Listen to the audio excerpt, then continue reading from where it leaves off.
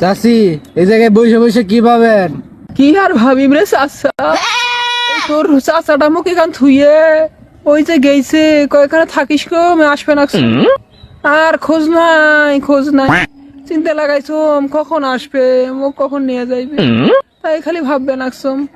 এখনো দুপুরি ভাত রান্না করম নাই, সেই সকাল বেলা থুয়ে গেছি, এখনো খোঁজ নাই। কি আর করম, এখন যেহেতু স্বামী কইছে থাকবে আর ওই জন্য আসম। এখন আসবে, তারপর বাড়ি যাই, বাড়িতে ভাত রান্না করিম, তারপর খাওয়াইম, তারপর গোসল দেম, আর কত কাজ আছে। আল্লাহ এলাও কেমন আইসি নাই মানুষটারে, কখন হয়ে গেছি। চাচারে তো আমি দেখে আসলাম ওই বিদেশির বইয়ের লগে দোলনায় দোল খাইতেছে আর আলাপ পারতেছে, লগে প্রেম টেম খুব জমায় ফেলাইছে। এখানে বসে কান্দেন। কি করলো ভাসতে, এটা কথা শুনালো মুখ। এই জারুয়া মারা জন্য বসে আছে, সকাল জারুয়া মারা মুখ ধুয়ে যাবে, প্রেম করবে রাখছে।